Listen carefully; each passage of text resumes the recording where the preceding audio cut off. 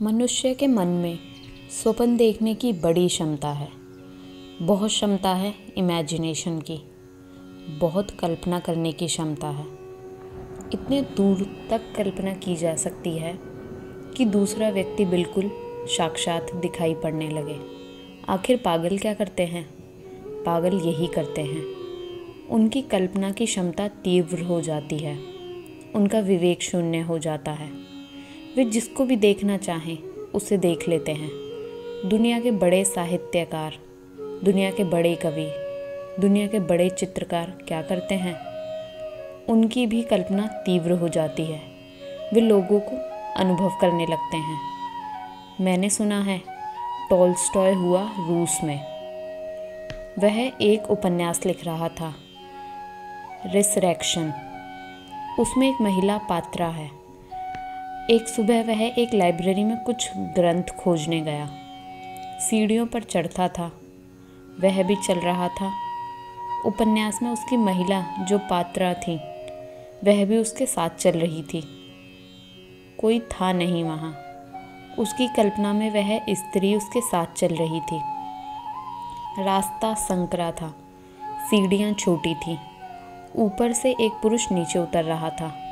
वह रास्ता 2 के लायक था, 3 के लायक नहीं था। इस स्त्री को धक्का न लग जाए, इसलिए टॉल्स्टॉय एक कदम बचा। सीढ़ियों से नीचे गिर गया और उसकी टांग टूट गई। लोगों ने उससे पूछा, तुम बचे क्यों? 2 के लिए तो वहाँ काफ़ी रास्ता था। उसने कहा, तुम्हें 2 दिखाई पड़ते थे? मेरे साथ एक तीसरी भी थी। वह मेरी एक महिला पात्र मेरे साथ थी। उससे मैं बातचीत करता ऊपर जा रहा था। लोगों ने कहा, यह पागल होगा। अलेक्जेंडर ड्यूमा के बाबत है कि कई दफ़ा उसके घर को पड़ोसियों ने घेर लिया। वह अंदर अपने पात्रों से झगड़ा करने लगता था। वह जो उपन्यास लिखता था या नाटक लिखता था, उनमें जो पात्र होते थे वे इतने सजीव हो जाते थे कि वह बराबर उनसे बातचीत करते करते झगड़े में उतर आता था। अकेला ही होता था कमरे में। मोहल्ले के लोग इकट्ठे हो आते, दरवाज़ा खुलवाते, पाते वह अकेला खड़ा है। किससे बात कर रहे थे? तो वह कहता कि मेरे उपन्यासों के पात्र से बातें कर रहा था। दुनिया के सारे कवि, सारे साहित्यकार अपनी कल्पना में अपने पात्रों का साक्षात कर लेते हैं। दुनिया के सारे विक्षिप्त, विकारग्रस्त लोग अपनी कल्पनाओं को साकार कर लेते हैं। न केवल बाहर अपनी कल्पना का साकार हो सकता है, भीतर भी अपनी कल्पना का साकार हो सकता है। हिंदुस्तान की जेलों में जब नेहरू जिंदा थे तो कोई 10 नेहरू बंद थे, कोई 10 पागल थे। पूरे मुल्क में जो यह घोषणा करते थे कि हम जवाहरलाल नेहरू हैं। नेहरू एक पागलखाने को देखने गए थे और उसी दिन एक पागल को उस पागलखाने से छोड़ा गया। वह ठीक हो गया था, उसका इलाज हो गया था, वह मुक्त हो रहा था।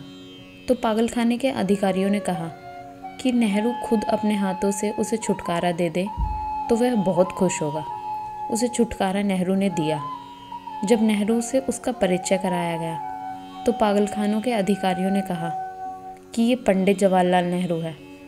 तो उस पागल ने गौर से उनकी तरफ देखा और उसने कहा, अच्छा घबराइए मत, आप भी 1-2 साल में ठीक हो जाएंगे। पहले मुझे भी यही वहम था कि मैं पंडित जवाहरलाल नेहरू हूँ। अगर इस स्थान पर आप रहे तो आप 1-2 वर्ष में बिल्कुल ठीक हो जाएंगे। नेहरू बहुत घबरा गए होंगे कि ये क्या कह रहा है, लेकिन वह ठीक ही कह रहा था। वह जब आया था तो नेहरू था, अब ठीक होकर वापस लौट रहा है। यह पागलों को क्या होता है? और आप सोचते हैं कि जो आदमी निरंतर कह रहा है कि मैं ब्रह्म हूँ, मैं ब्रह्म हूँ, इसको अगर निरंतर दोहराता रहे, उपवास करे और दोहराए, तो धीरे धीरे उसे ये वहम होने लगता है कि मैं ब्रह्म हूँ।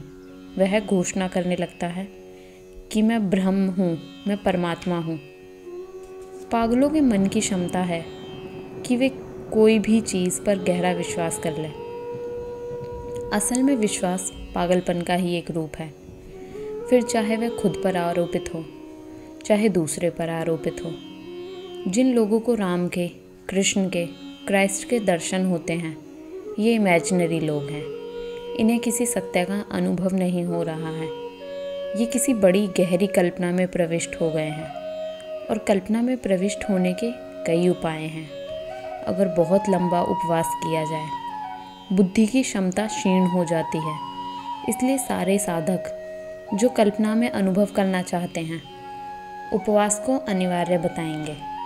जितना उपवास गहरा होगा, बुद्धि की जो सतेजता है वह कम हो जाएगी और स्वप्न की शक्ति मुक्त होने लगेगी। जितना कम भोजन शरीर को मिलेगा, उतना जानने का बोध कम होने लगेगा और कल्पना का बोध गहरा होने लगेगा। इसलिए सारे दुनिया के कल्पनाशील लोग उपवास के समर्थन में खड़े होते हैं। लंबा उपवास बुद्धि को क्षीण करता है और कल्पना को तीव्र कर देता है। जैसे आपने लंबी बीमारी में अनुभव किया हो, बहुत दिन तक भोजन ना मिला हो, लंबे दिन बीमार रहे हों, तो आपको अनेक कल्पनाएं पकड़ने लगती हैं। आपका पलंग उड़ा जा रहा है, आप आसमान में चले गए हैं, आप ना मालूम क्या हो गए हैं, पंख लग गए हैं और उड़ रहे हैं। और आपको ऐसा लगता है यह सब सच है।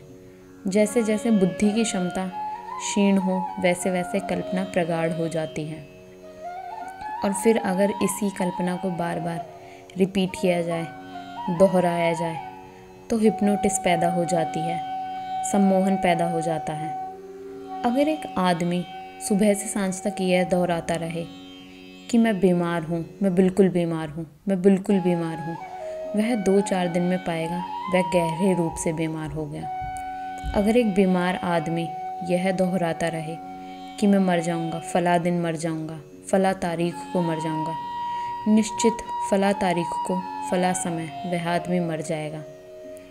आप जो भी दोहराएं, आपका चित्त उसे स्वीकार करने के लिए राज़ी हो जाता है।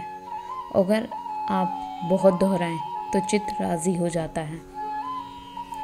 जो लोग राम को पूजते हैं, कृष्ण को या महावीर को या बुद्ध को, और दोहराते हैं कि उनके दर्शन हो जाएं, उनकी मूर्ति के सामने बैठकर उनकी प्रतिमा को अपने मन में लेते हैं, धीरे धीरे उनकी कल्पना प्रगाढ़ हो सकती है और वह अनुभव कर सकते हैं।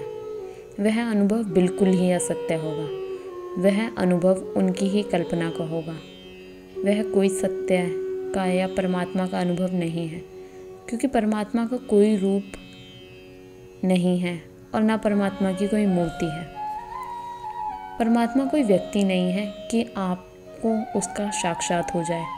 परमात्मा तो प्रेम जैसा एक अनुभव है, कोई मिलता नहीं है देखने को, लेकिन आपके जीवन की अनुभूति बदल जाती है, आप कुछ और हो जाते हैं।